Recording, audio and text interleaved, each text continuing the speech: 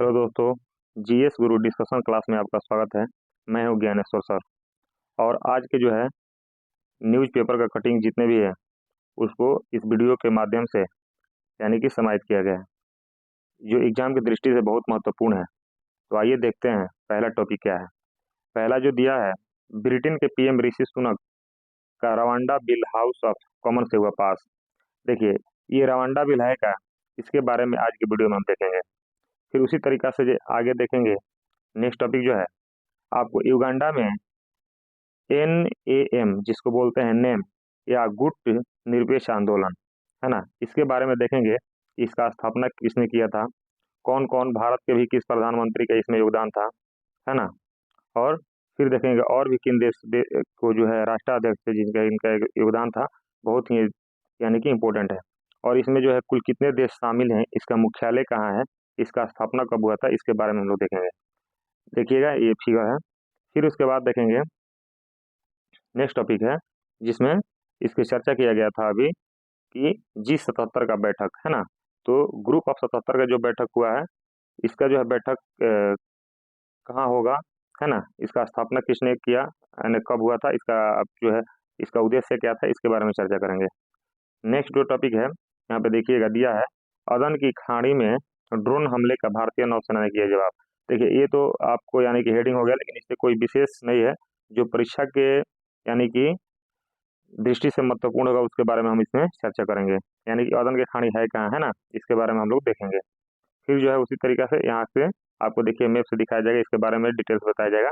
यही बहुत छोटा टॉपिक है, इसके बारे में आज चर्चा करेंगे, है ना। आइए देखते हैं पहला जो है क्या है, ऋषि सुनक, है ना। रवांडा बिल आखिर में है क्या। यहाँ पे दिया है कि हाउस ऑफ कॉमन, जैसे आप जानते हैं कि भारत का जो है यानी कि लोकतांत्रिक गणराज्य है ना। और यहाँ भी द्विदलीय जो है प्रथा है। भारत में जो है यानी कि बहुदलीय प्रथा है ना। और यहाँ जो है द्विसदनात्मक व्यवस्था है। द्विसदनात्मक व्यवस्था कहने का मतलब है, जैसे भारत में जो आप जानते हैं कि लोकसभा है और राज्यसभा है ना। तो हम लोग जो है अपने यहाँ के जो यानी कि राज्यसभा लोकसभा बोलते हैं, उसी तरीका से ब्रिटेन की बात किया जाए तो वहाँ वहाँ पे जो है हाउस ऑफ कॉमन, और जो ऊपरी सदन होता है उसको बोलते हैं हाउस ऑफ लॉर्ड्स, है ना। यानी कि वहाँ भी दो यानी कि सदन है, जिसे द्विसदनात्मक व्यवस्था कहते हैं। और भारत ने जो प्रक्रिया कहाँ से लिया है, तो वो ब्रिटेन से लिया है। तो पूछता है सवाल में कि द्विसदनात्मक व्यवस्था जो है भारत में, ये हम किस देश से लिए हैं, तो ये जो हो जाता है ब्रिटेन से। लेकिन आएंगे इसके बारे में चर्चा करेंगे कि आखिर में रवांडा बिल है क्या। क्या होता था कि पहले जो है बहुत सारे देशों से यानी कि शरणार्थी जो होते थे वो जा करके ब्रिटेन में चले जाते थे। और ब्रिटेन जो है शरणार्थियों को यानी कि रहने के दृष्टिकोण से बहुत ही अच्छा देश माना जाता था कि जो भी शरणार्थी यानी कि यहाँ से जाते थे वहाँ पे ब्रिटेन में बस जाते थे। और ब्रिटेन की सरकार जो है उनको यानी कि बाहर नहीं भगाती थी। इसका जो है पूरा दबदबा रहा, पूरे विश्व में डंका बजने लगा कि ब्रिटेन जो है बहुत अच्छा देश है, शरणार्थियों को जो है यानी कि मदद देता है। लेकिन अभी हाल ही फिलहाल में एक रवांडा बिल आया है। रवांडा बिल, आप सोचिएगा कि ब्रिटेन है, रवांडा बिल क्या है। रवांडा जो है अफ्रीका की देश है ना। और ब्रिटेन में रवांडा बिल पास हुआ है। ब्रिटेन में अभी जो है जो है पीएम है, उनका नाम है ऋषि सुनक। और ऋषि सुनक ने एक बिल लाया है, इस बिल का नाम है रवांडा बिल। इसके माध्यम से क्या किया जाएगा कि जितने भी ब्रिटेन में शरणार्थी हैं उस शरणार्थियों को आपको रवांडा में भेज दिया जाएगा, है ना। जितना भी वहाँ शरणार्थी है उनको जो है सरकार क्या करेगी, रवांडा भेज देगी, जो कि अफ्रीका के देश है। और अफ्रीकी सरकार जो है वहाँ जो रवांडा है, वहाँ के सरकार के जो है ब्रिटेन के जो है ये है कम से कम 1100 करोड़ का जो है निवेश करेंगे, है ना। इनके देश में क्या होता था कि बहुत सारे शरणार्थी हो गए थे और जो है बोझ बढ़ती थी, कम से कम 2000-3000 करोड़ का जो है बोझ बढ़ जाता था। तो इन्होंने जो है बिल पास किया। और बिल जो है हाउस ऑफ कॉमन से पास हो चुका है, जिसमें देखिए यहाँ दिया है 320 आपको समर्थक में और 260 जो है यानी कि विरोध में पड़ा था। लेकिन अब जो है अब यहाँ से नागरिक जितना है, जितना भी दूसरे देशों से आके लोग यहाँ ब्रिटेन में बसे हुए हैं, अब इनको सभी को रवांडा में शिफ्ट कर दिया जाएगा। समझिए, पहले क्या होता था कि आपके घर में जो है डस्ट हो जाता था, डस्ट जो बहुत सारे कचरा हो जाता था, वो कचरा को ले जाके आपका कूड़ादान में फेंक देते थे। उसी तरीका से ये सरकार की मंशा है कि ये ले जाके क्या करेगी, रवांडा में किसी तरीका से उसको यहाँ पहुंचा देगी। विशेष सरकार सुविधा क्या दे रही है कि अगर जो शरणार्थी हैं तो शरणार्थियों को ये क्या करेंगे, ब्रिटेन के जो है प्रधानमंत्री ऋषि सुनक जी हैं, ये क्या करेंगे कि विशेष चार्टर फ्लाइट या जो है आपको फ्लाइट से इनको जो है रवांडा भेज देंगे। इसका कोई भी शरणार्थी का 1 भी रुपया नहीं लगेगा। अब वहाँ पे जाके अपना जो है, अब रवांडा की सरकार के ऊपर डिपेंड पड़ता है कि रवांडा की सरकार आपको कैसे रखेगी, है ना। क्या आप वहाँ पे रोजगार कीजिएगा, क्योंकि वो ऐसे में जानते हैं कि शरणार्थी जो होते हैं इनके कोई जो है घर नहीं होते हैं, किसी देश से भागे रहते हैं, किसी सताए रहते हैं, है ना। तो समझिए कि मानव का एक तरीका से जो है आपको कोई ही नहीं है, तो मानव का अधिकार बचा ही कहाँ। तो इसलिए जो है रवांडा बिल चर्चा में रहा है। तो पूछेगा रवांडा बिल कौन सा देश ने पास किया है, तो आपको ब्रिटेन। ऐसे में आपको लगेगा कि ये साउथ अफ्रीका का देश है, तो रवांडा बिल साउथ अफ्रीका का यानी कि देश ही पास किया होगा, लेकिन नहीं। ये जो है आपको कौन पास किए हैं, तो ब्रिटेन के संसद ने पास किया है रवांडा बिल, जो कि देखिएगा यहाँ पे हाउस ऑफ कॉमन से पास किया गया है, लेकिन इसका जो है अभी हाउस ऑफ लॉर्ड्स में। लेकिन वहाँ के जो सुप्रीम कोर्ट है आपको ब्रिटेन का, तो इस पे जो है विरोध जताया है। और विरोध इसलिए जताया है कि इसमें जो है मान लीजिए कि मानवाधिकार को जो है हनन होता है ना। मानव का कोई वैल्यू ही नहीं रह जाता है। मान लीजिए कोई आता है, भारत में आता है या किसी देश में आता है, किसी देश का सताया हुआ है, तो उसको जगह दिया जाता है ना। लेकिन यहाँ पे समझिए कि यहाँ के जो अपने आप को यानी कि मानव को हित के लिए बहुत जाने जाते थे पहले, लेकिन अब जो है ऐसा नहीं है। यहाँ से जो है समझिए कि अब डस्टबिन की तरह हो गए हैं वहाँ के जितने भी शरणार्थी, अब इनको कहीं भी जो है डस्टबिन में जगह डाल दीजिए, कूड़े की तरह हो गए हैं, है ना। फिर उसके बाद जो देखेंगे तो यहाँ के विशेष पूछेगा कि बताइए ब्रिटेन का प्रधानमंत्री कौन है, तो ऋषि सुनक जी हैं, है ना। और अंडा बिल का संबंध किससे है, तो ब्रिटेन की सरकार से, है ना। यानी कि रिफ्यूजी जो होते हैं, रिफ्यूजी को अपने देश से बाहर निकालना। फिर उसी तरीके से चर्चा करेंगे। आइएगा यहाँ पे देखिए, दूसरा टॉपिक है युगांडा में आपको होगा यानी कि नेम सम्मेलन, है ना।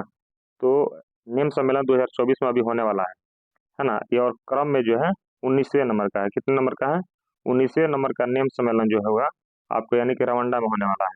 और इसमें जो है भारत के जो है विदेश मंत्री जाएंगे, उनका नाम है एस जयशंकर। तो ये आपसे यही करंट अफेयर में पूछेगा कि बताइए अभी जो है नेम का सम्मेलन जो होने वाला है, जिसको बोलते हैं गुट निरपेक्ष आंदोलन, ये जो है अभी 2024 में इसका सम्मेलन कहाँ होगा, तो ये सम्मेलन होगा आपको रवांडा। और आप लोग जानते हैं रवांडा की राजधानी कहाँ है, कंपाला हो जाएगा, है ना। रवांडा की राजधानी कंपाला में होने वाला है, जो कि 2 दिवसीय शिखर सम्मेलन है। फिर उसी तरीका से आप देखिएगा नेम जो है इसका गठन जो हुआ था 1961 में हुआ था। इससे पूछेगा, है ना, नेम का गठन कब हुआ था, तो 1961 में आपको नेम का गठन हुआ था। और इसमें टोटल जो है 20 देश हैं, 120 देश। कितना देश हैं, टोटल 120 देश हैं आपको, है ना। और इससे इसका पूछेगा कि इसमें जो है कौन कौन मतलब कि प्रधानमंत्री और राष्ट्रपति के सहयोग से नेम का गठन हुआ था 1961 में। तो देखिए यहाँ पे फिगर के माध्यम से देख लीजिएगा, ये जो आपको देख रहे हैं बीच में देखिएगा जवाहरलाल नेहरू, है ना। पंडित जवाहरलाल नेहरू इसका जो है 3 व्यक्ति थे। नासिर नेहरू टीटो, पूछेगा नेम का स्थापना किन 3 व्यक्तियों के सहयोग से हुआ था, नासिर नेहरू टीटो। देखिएगा यहाँ पे तीनों देख रहे हैं, है ना। तो उसी तरीका से जो है नेम का जो है बैठक होगा वो होगा कंपाला, यानी कि रवांडा की राजधानी कंपाला में आपको होगा। तो इसमें नासिर जो थे वो मिस्र के यानी राष्ट्रपति थे, है ना। और उसके बाद टीटो थे, तो यूगोस्लाविया जो देश है वहाँ के जो है ये राष्ट्रपति थे। और आपको जवाहरलाल नेहरू जो भारत के प्रधानमंत्री थे, तो तीनों के सहयोग से नेम की स्थापना हुई थी, है ना। और नेम की बैठक जो है 2024 में होने वाला है, तो कंपाला में होने वाला है ना। लेकिन इसी के साथ जो है अपने भारत के जो है विदेश राज्य मंत्री है, उनका नाम है बी मुरलीधरन। और बी मुरलीधरन जो है आपको यानी 22 जनवरी को कंपाला के में भी G77 का जो है आपको बैठक होने वाला है ना। तो पूछेगा G77 का बैठक, इसको जो है G77 प्लस चीन के नाम से भी जाना जाता है। इसका बैठक होने वाला है कंपाला में, जो कि 22 जनवरी के है ना। इसमें जो देखेंगे यानी कि इसका उद्देश्य था उत्तरी गोलार्ध पर गठबंधन देशों ने, आपको देखिएगा यहाँ बात किया गया है। तो आप देखिएगा 120 देशों का एक मंच औपचारिक रूप से भी किसी भी प्रमुख शक्ति गुट निरपेक्ष के साथ उसके खिलाफ गठबंधन नहीं था। इसकी स्थापना क्या था कि शीत युद्ध के टकराव के संदर्भ में विकासशील देशों के हितों को आगे बढ़ाना, यानी कि जितने भी आपको विकासशील देश हैं, है ना, तो इसको जो है क्या करना, आगे बढ़ाना। तो इसलिए इसको गठन किया गया था 1961 में। तो इसी में आपको यानी कि एस जयशंकर जी भाग लेने के लिए जा रहे हैं कंपाला में, है ना। पूछेगा आपको कि गुट निरपेक्ष का जो है मुख्यालय कहाँ है, तो इसका मुख्यालय कहाँ है वो हो जाएगा, तो इंडोनेशिया जकार्ता में हो जाएगा, है ना। लेकिन स्थापना जो है इसका बेलग्रेड में किया गया था, है ना, बेलग्रेड में। फिर इसी के तहत G77 के बाद पूछेगा कि G77 की आपको यानी गठन कब हुई थी, तो G77 का गठन जो है 1964 में हुआ था, है ना। और ये जो है 77 देशों का समूह है ना, 77 देशों का समूह है। इसका भी उद्देश्य है विकासशील देशों के सबसे बड़ा अंतर सरकारी संगठन के जो बन गया है इसके बारे में देखना, और विकासशील देशों के आर्थिक हितों के बारे में बढ़ावा देने के लिए इसके गठन किया गया था। ठीक है, तो यही पूछ सकता है कि G77 का उद्देश्य क्या है, तो विकासशील देशों के आर्थिक हितों को बढ़ावा देना, है ना, जो कि आप देखिएगा इसमें कम से कम 134 देश शामिल है ना G77 में। तो इसका भी बैठक होगा, कंपाला में होगा। फिर यहाँ पे दिया हुआ है अदन की खाड़ी में ड्रोन हमले का भारतीय नौसेना ने दिया जवाब। इसमें क्या हुआ था कि अभी जो है कल जो है यानी कि 17 जनवरी को इसमें अदन की खाड़ी में एक द्वीप है जिसका नाम है मार्शल द्वीप, है ना।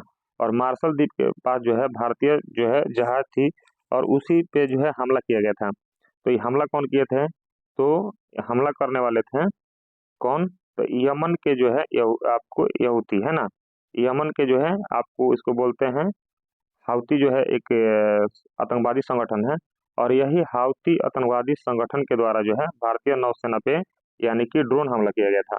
लेकिन भारत के जो है आपको जो INS विशाखापट्टनम है, ये जो है इस पे जाके जवाबी कार्रवाई किया, है ना।